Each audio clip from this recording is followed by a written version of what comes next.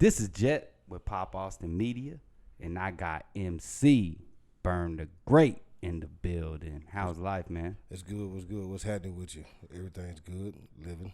You know what I'm saying? Can't complain. We here. What's happening? My man was going hard for South by where I looked, left, right. I saw Burn the Great on the docket. Oh yeah, we had to make our presence felt out here. You know what I'm saying? Like I said earlier, last year we wasn't on the bill. This year we made sure we was gonna be on the bill. And we was everywhere. Oh, you was on the bill.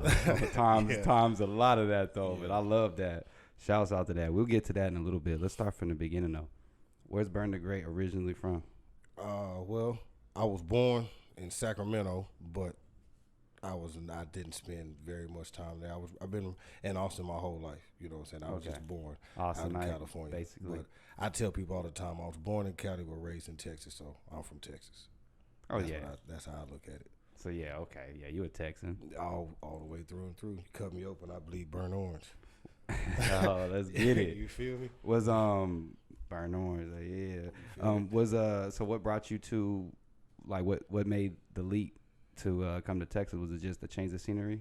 To be truthfully honest, I mean, I know you was a, probably couldn't remember, but did your parents ever tell you or anything? Just like little bits and pieces here and there. Like we had other little family members that had moved. Because see, my family is originally from Arizona.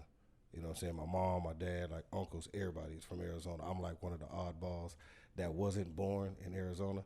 So like we already had like people that done moved down here. So my parents came down here, and then the rest is history. Okay. I know. I'm just interested. I'm just always curious to know. So did you play any sports growing up? Yeah, I played football and basketball. What was your preferred sport? Football. Yeah. I mean, we in Texas, so it's only, it's like a rite of passage almost. You got to. It's like 85% has played football. You got to have played some kind of football at some level in your life. Even if it's a year, you're going to try it. You get cracked.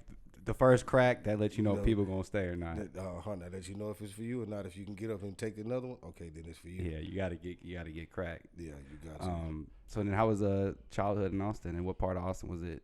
East, south, north? First we started out in East Austin, and then like as I got a little older, my mom moved to the south side, and then I moved with my mom, and then I've been on the south side since I was like 13. Okay, so you're holding it down ever since. Ever since then, south side Austin. Dove Springs, H44 every day. Let's get it. What do you think about them saying that East Austin's the everybody's saying that's the mecca of Austin hip hop? Like that's where like it's been held down. Do you believe that? Yeah. Because you are from there too.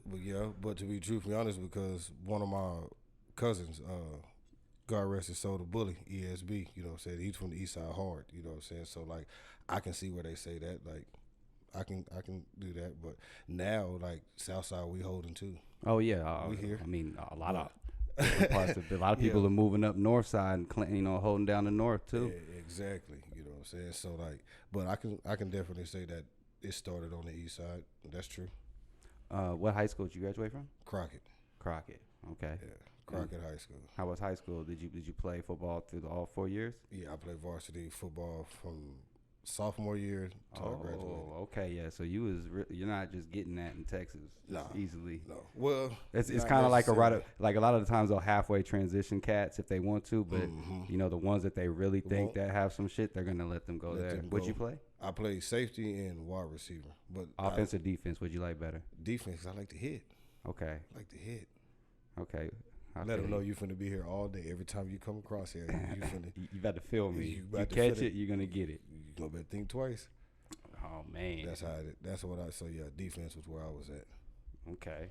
So were you doing music throughout, or was it post that you started doing music? Well, funny story. Like I never had any plans on even doing music. I wanted to play football. So football was the only thing. Football was it. Was did you go to college, or was college a thought? No. You were just like you just knew that's not popping. No, I feel you. It's not. It's because see, it started like 7th grade is where it was. 8th grade is where it started. Where music kind of like took over for me, because I saw one of my homeboys, Jesse. You know what I'm saying? You know how we used to have a little freestyle here and there at lunchtime, whatever. I couldn't rap. I tell you right now, I couldn't rap worth a lick. It wasn't in the cards for me. So I would listen to him. And then one day at school, we had this dance, and he wound up freestyling, and the girls went nuts. I mean, like crazy. So I was like, whoa, like, okay, that's what I want to do. Like I said, they did with the Michael Jackson thing, all that. Oh yeah, that's what I want to do. So That's how it goes back to the girls. We all do it for the girls. You got to, like, that's it's just what it is. You know what I'm saying? It always That's boils life. down to the girls. It works that way. You know what I'm saying? So that's when I figured that I was gonna start doing music. So I started focusing less on football and more on music. So, but I was kind of doing both, but dipping more into music and then less on football. So then once you graduated, that's when the shift. Yeah, it was fully just full on music. Okay, so then post high school, that's when you started to really. When they started to take off with it. Okay. Do you remember your first studio session actually? Before I ask this next question. Mm-hmm. ATV Records, Albert Mad Creole, ATV Records. I sure do. I always like to ask, be truthful. How was it? Man, I'm not gonna say I killed it, but like I didn't bomb it. You know what I'm Okay. saying? Like I was a little nervous because like my mom was sitting there and then mom's mom gotta was be there, so, there. like, Nah, that'd be you gotta like, go hard. He didn't heard me rap before, so he know what the shit I talk about. Like my mom really ain't heard me rap. I can't sit here and say like some of it, because then I'm just incriminating myself in front of my mom. So like I'm trying to watch what I say. You know what I'm saying? So like I kind of still did what I had to do, but like try to like muffle it a little bit because my mom was there. So it was kind of awkward, but that was so like yeah, I could say that. That is hilarious. My mom's gotta be in there like, dang, I can't go full in like I want to. Cause she wanted to meet the guy. She was like, well, I want to meet the guy that you signing with, like, cause ain't nobody just finna have you sign anything. So like, And you said, how old were you? I was 17 when I first did that. I was 17. Signed that. We signed like a little deal, just a little couple album deal, just nothing major. Just, hey, we're gonna put you on this label. You know, we're gonna sign you. You're gonna put a couple albums out. We're gonna do this. Okay. I was a young kid. I was just happy to be signing the deal. My mom was like, "Nah, we're not playing that. Because if you put your name on something, your name is on something." So I want to meet the guy to make sure he ain't no snake or nothing like that. She met him. Sam found out he was cool, and then like we just went from there. What did he turn out to be legit? Yeah, he turned out to be legit. Okay, so he stuck by his word and all that? Yeah, he stuck by his word. Everything he said he was gonna do for me, he did. Dope. And then you just ended like, hey, good business. Just ended. As I got, we actually had a falling out. Because like we had a group. It was me, my best friend Crawford, and my best friend DeVort. You know what I'm saying? We had a group called SBF. We as a group had a problem with the label. But it was some minor stuff, but we made it bigger than what it was. And like we're young. We wasn't worried about ironing nothing out. Like, okay, well, fuck us. Well, fuck you. Like, nigga, we can do our own thing. Like, so that's kind of like how we didn't like, we're all cool. Like, even us with the label mate, other label mates, Albert, you know what I'm saying? Like, we cool. Like, there's no problem. But it was just, we outgrew what we knew we could do more. Mm-hmm. And we felt like if we did it by ourselves, couldn't nobody tell us nothing. So. Got it. Where does the name Burn the Great come from? Actually, it started out as Lil Burn, actually. And as I got older, you know, back then everybody had a Lil in front of that name. Lil John, Lil Scrappy. Lil and the Young started taking over. You know what I'm saying? So I started out as Lil Burn, and then as I got to about 21, it's like, man, I'm not finna be calling I'm not finna be calling myself Lil no more. Like, I'm a grown man, you know what I'm saying? I got kids. I ain't Lil nothing, you know what I'm saying? So, okay, well, at first it was just Burn, and then I was like, nah, I started playing with the great, just saying that, and then it just stuck. Burn the Great, bet, and then it took off. So I say about when I was 21, I dropped the Lil, added the Great. So Burn the Great. So you get Burn the Great. Got it. Yeah, you see, Young ain't Young Jeezy no more. Nah, he Jeezy now. Yeah, he gotta be Jeezy. Yeah, because Lil. you can't be young and you starting to get in the 40s. Mm-hmm. I mean, you're still young, but just not young in hip hop. Yeah, you old in hip hop at that time. How's it like bouncing being an artist and then being a father? Oh, well, actually, it's kind of cool because my kids like to be in the mix of what I got going on, whether it's a studio session, whether they give you a lot of input. My daughters, like I got 5 daughters. Ooh, so you got 5 daughters and 2 boys. 7? Yeah. My man don't miss. Nah. I said it to somebody else, and you really don't miss. You shoot from deep like Curry, but go ahead. Okay, but no, yeah, I got 5 daughters, but all my daughters, like, they pretty much run me. And if anybody that knows me knows, like, I ain't scared to admit it. Like, my daughters punk me out. Like, they'll call me on the phone, and it just whatever they say when they call, I jump. Like, it doesn't matter. You turn into a softie. That's your daughters. I'm soft, you know what I'm saying? I'm hard with my boys, but I'm soft with my girls. Like, they never understand. Like, why is it? They're girls. When you have girls, you'll understand. You know what I'm saying? But they'll tell me like, nah, I don't like that. Like, okay, well, work on that a little bit. Or if they like it, they'll tell me, yeah, they don't sugarcoat nothing. It's good to get input, especially from women. Yeah. For girls. Yeah, because if you look at it, 99% of the niggas out here, they're going to listen to whatever a female is listening to. Because if she's listening to it and she gets in your car where you're going to want to listen to what she was listening to keep her entertained, it works hand in hand. So I was going to go back to the women every time. It always go back. You can't live with them. You can't live without them. So it goes hand in hand. Talk about, I mean, if you don't have to talk about it if you don't want to, your cousin. I saw it's been a little over a year. Yeah, it's been over a year. Yeah. And he passed. So just talk about, the importance of what he's taught you in life. That was my dude. Like I said, he was part of the group that was born and actually raised in Arizona. So OG. So like when he came down here when he was like 15, 16, maybe 17, and we had ours. Like I said, it's a Tucson club and then like a Texas club of the ones that was in Texas. So when he came, like, he was always older than all of us. So like we looked like everything that you see like me today. Like I was never like this. Like I didn't really have confidence. You know what I'm saying? I wasn't confident in myself. He gave me like, hey, look, bro, like it don't matter what nair person out here think of you. It's all about what you think of you. It's a difference between confidence and cocky. And as long as you know the difference, you're always going to be all right. You know what I'm saying? And, like, he was one of the ones that, like, yeah, as we always young, we always do our little things to get in trouble. He changed his life around, and he went to work, like, every day. Every day. It didn't matter, like, rain, sleet, hail, snow, sick, nothing. He's never going to miss a day. And he did that for damn near 20 years straight. Worked 7 days a week. He never took a day off.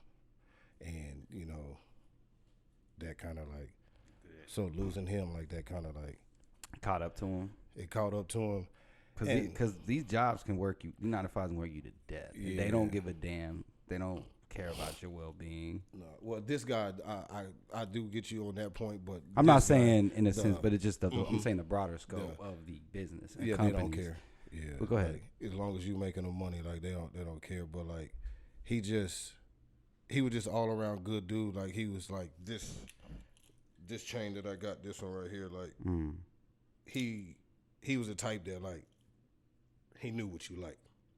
So if he was out somewhere and he saw something, he's like, oh, my cousin would like that. He'd get it, you know what I'm saying?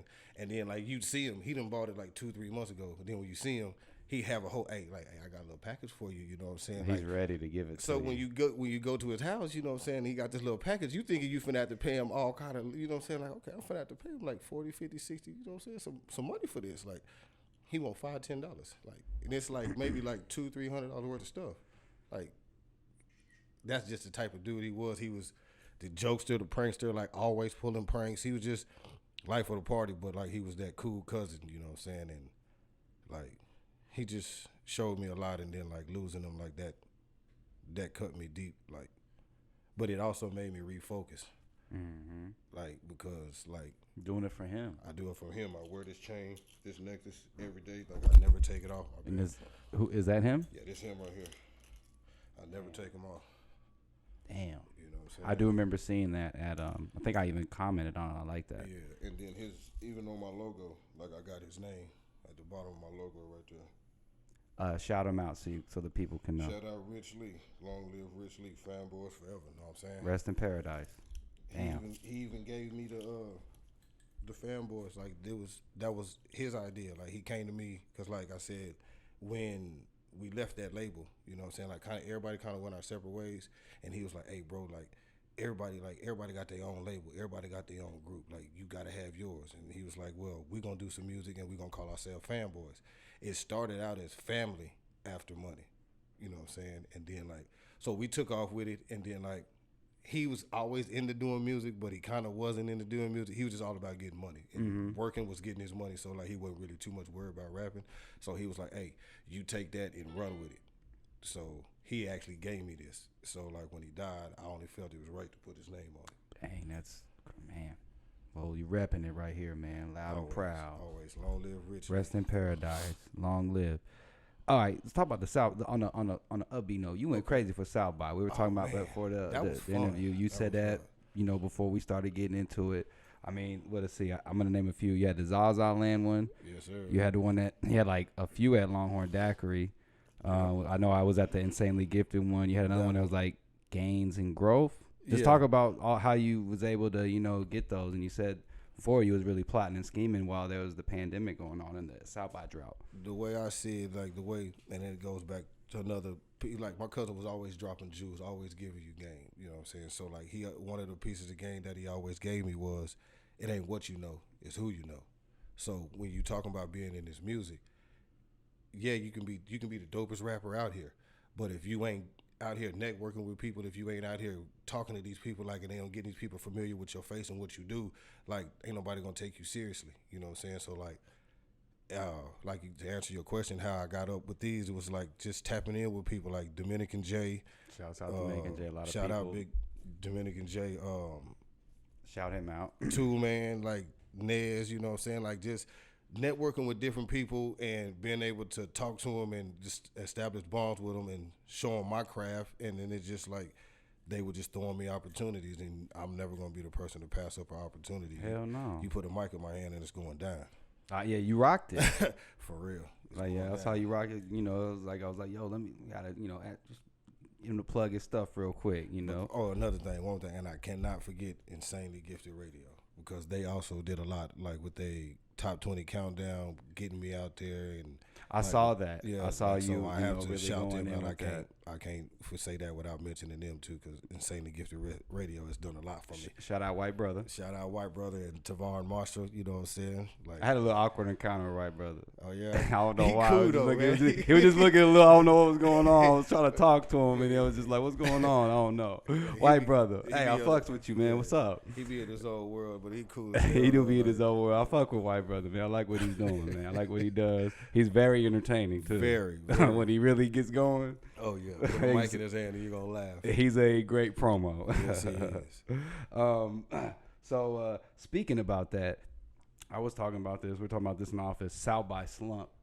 I'm not saying you. Okay. I'm saying there is, like, for some artists, there's a South by slump. Okay. I think it's true. Like everything's built up, and then South by, and it's like, damn, where are they at? Put that. What do you think about South by slump, and how do you think artists should navigate around it? Because it can happen really quickly, just because you had everything like right then and there, and then it's like taken away after like 2 weeks. But okay, let me see. I know that's a tough question to ask. I ain't trying to put you on the spot. If you plead the fifth, and you go on. No, well, I can answer that. Like it's all about, like, almost what you said about networking. Yeah, networking. Like, it ain't what you know, it's who you know, and it's always something going on, either whether it's in the city or outside the city. And if you network with people that's either in your city or outside of your city, you will always have an opportunity to keep something going. Like, so like I always say, keep applying that pressure. Like, what you doing, keep doing it. Like, if you out there every day, keep going out there every day. Like, if it's South by South week, you're doing it all week. Well, okay, South by Southwest not here. Let's go down there on the weekend. Put that same energy into going down there on the weekend. You know what I'm saying? Instead of going in the club, like, okay, go out there and network for a minute, then go in the club. Or if you go in the club, network with you. You know what I'm saying? Keep, like, I'm just getting hip to it. You know what I'm saying? Them QR codes, putting them on your clothes and, like, all that, like, stickers, like, all that. Like, get that, like, you can put them in restaurants and stores and just everywhere you go. Like, put them, people will let you put them there. Like, it's all about networking and like I said, it ain't what you know, it's who you know. Exactly. You just keep networking. Like, eventually, like, doors, it's just gonna, like, it never necessarily shuts off. You know what I'm saying? Like, it may slow down, but it never shuts off. It's not gonna be as crazy as South by, but you can still rock it like it's South by. Because, like I said, there's so much shit going on in Austin. You know what I'm saying? Like, I still got it based off of what well, like I said, what you said, me doing for South by Southwest, I just got booked for like 2 other shows just based off of that alone. Like because they saw me and like I was able to network with them. I was able to talk to them. Like they was like, oh man, you were real. You know what I'm saying? Like I could talk to you. You know what I'm saying? Like yeah, like I'm very people friendly. Like you can very talk approachable. To me. I'm very approachable. You can talk to me. You know what I'm saying? Like and I can talk to you. I can hold a conversation. You know what I'm saying? Like I know how to separate business from everything else. Like I can talk. You know what I'm saying? Exactly. But you're dad. You gotta learn that. Yeah. Yeah. Dealing with these other, with these white folks too. You're gonna be dealing with them, so you already know. You gotta be able to. You gotta be able to. And I'm white. I already know how it is. So I know he's looking at me like, did he say that? But no, like I got cousin, full-blooded cousin. Like his dad is my dad's older brother, but he's just white as you. You know what I'm saying? But like I was never raised to look at color. Oh, me neither. It's just a good race joke when you make fun of your own is always fun. Oh yeah, like and I always tell them, I always make jokes about it. I always tell them, hey, and I don't want to get in no trouble. No, go ahead, fly. Like, that's always fun. I was like, on the part of your test where they give you ethnicity, you know what I'm saying? They give you African American, white, and they give you other. Yeah. So I say, what do you put other? You know what I'm saying? Because like you're half white and you're half black, so they don't have a section that says half white and half black, but they do have a section that says other. Oh, fuck you. Like, you know what I'm saying? So like, but like that's how I would funny. Joke with them. But I get what you're saying on that. But yeah, that's hilarious. I like it. Let's talk about was Penalty. Is that the last song you dropped? I saw that on the DSP, so I could be wrong. Correct me if I'm wrong. Penalty. I dropped 3 at the same time. Well, not at the same time, but like 1 week at a time. I dropped them because when I look at Apple Music, there's a little thing at the top, and the very first song is or whatever it is. That's why I kind of go off. Okay, yeah. Well, Penalty was one of them. So I blame Apple Music. Blame them. No, they're just all the same. No, they all the same. But yeah, Penalty is one of the ones I can say is at least the one I done dropped, just to keep the people warm to what I got coming, just to give them a little taste of what I got coming. And what do you have upcoming? Burn Notice 3. Burn Notice 3. I saw that. You had 1 and 2, and then you got the 3. You got the threequel. Yeah, the 3 My cousin's favorite number was 3. And Burn Notice, like where'd you get that? I like the name. My favorite show, Burn Notice. Burn Notice. I know, but that's what I was thinking about. But I see. God dang it! I should have asked that. I can watch that show day in. I can pull up I got Pluto TV. Like I can watch it for free. I pull it up. It's on my browser right now. I watch that show like I can watch it from episode 1 to season 7 in. Straight through, and they keep going, and just keep going, and then watch it over again like it's nothing. Like that's my show, so that's where the Burn Notice name came from. Dope. What is that show? I didn't even heard of that show. Is that a USA show? Yeah, it was on USA. To do with the glass, I forgot that. He was a spy, and he got burned, and then like he was like would do little things to try to get back in and figure out why he burned. It's a whole little complex thing. It's a dope show. It's one of those while you watch it slowly graduates. Mm-hmm. Yeah. It pulls you in like you can't stop watching it. Like, well, that's for me. Like I watch it. Everybody got their things, man. It's crazy. So that's where my name Burn Notice came from. Talk about Tool Man. I see you rock with him. You guys together everywhere. You. Man, that's y'all meet and what's y'all relation? How'd y'all become so tight? That's bro. That's little bro, but I ain't gonna call him little bro because we all grown. Even my little brother that I got, so he gets mad when I call him little bro. But Jay would call Kanye his little bro. You know what I'm saying? But yeah, that's bro. Like I've known CJ since he was preteen, 12, 13. You know what I'm saying? And he was up under us. Like we all went to school together, but he was up under us. We went to school with his sister and Andrea. You know what I'm saying? So. He would always not follow us around, but he would always be with us, you know what I'm saying? And, like, he just raised with us. Like, that's bro. Like, no matter what it is, that's my bro. He called me, I'm picking up. I like Tool, man. We'll get him on here. Yeah, he's supposed to come through, but he doing his thug thizzle, man. He doing his thug thizzle. They wasn't letting up. Mr. Amazon Prime. Mr. Amazon Prime, like I like that record, man. That should give me hype. That's Amazon Prime. It's bro funny. Be pushing me, like, because it's the way, like, it's funny, like how I was when we first started. Like, I would be dropping like everything, like 2-3 albums at a time. You know what I'm saying? Like, just constantly. And then he was like, "Damn, bro, slow down. Let me catch up. I wound up getting sick. You know what I'm saying? Because I got some little personal health problems. I wound up getting sick. So like I had to take a step back. That's where the track "I'm Back" comes from. I explained all that in there too. So that's why I did that. Makes sense. But he took over. He dropped 3 of them. I was sick for maybe like a month and a half, maybe 2. I'm glad you're better. Oh, me too. And he dropped 3 of them. 3 of them. Bangers. So now I'm playing catch up. So like we both motivate each other. Like you know what I'm saying? That. Like we work friendly competition. Like we work hand in hand. Like what he got something going on, I'm there. I got something going on, he there. Like some of them shows, like I wasn't even rapping. Like some of them shows I wasn't even on. Like he just put me on because he was on there. You know what I'm saying? So like he didn't have to put me on one of the Longhorn Daiquiri shows, the Zaza Land. You know what I'm saying? And I think it was another one that he put me on the bill just because he was on the bill. He, you know what I'm saying? That's love. He could have did that whole set by itself. Now I'd have happily went up there and been his hype man like I do any other time, but he wanted me to be up there with him, so he made sure he did tracks that I was on so I could perform at all these events with him and get seen with him. Like he didn't have to do that, but we fuck with each other like that. Like that's a little bro, you know what I'm saying? So if I get something, he gets something. He gets something, I get something. I get a jewel, he get a jewel. It just, we work hand in hand. That's dope. I love it. Yeah, 2 Man does his thing. Yeah, he does. So we got Burn Notice 3. You said coming up. Burn Notice 3. I'm hopefully. Well, ain't no hopefully. It'll be out in April. I haven't nailed down an exact date, but everything's done. Been the mixing and mastering process. I just want to make sure everything. I had everything right, and like on this project, like I got almost every rapper that I can think of from Austin on it. That's crazy. I'm ready to look out for that one. Like performing at Cypher's Festival.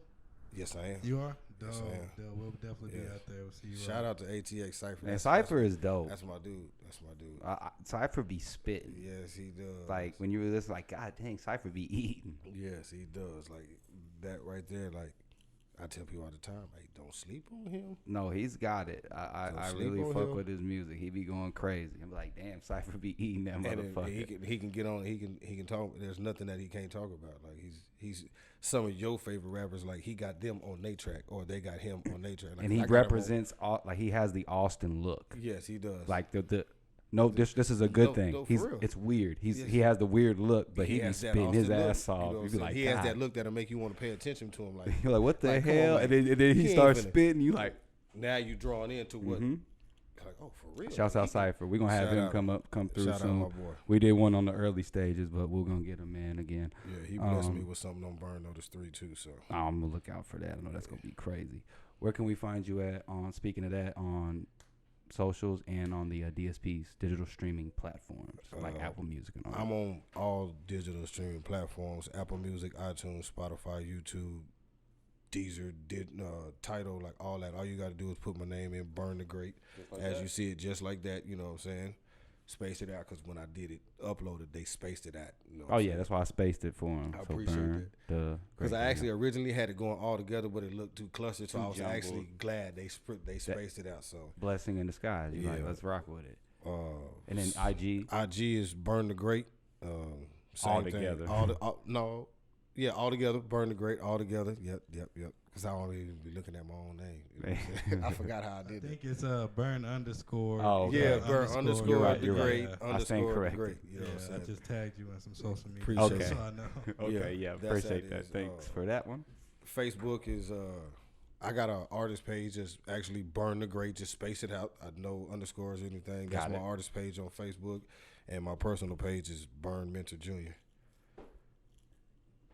Well, hey, man, let's get it. Hey, you keep rocking. You keep doing your thing. We rock with you. Man, I fucks with y'all. This is Jet. I'm with Pop Austin Media. Burn the Great. And I'm signing out.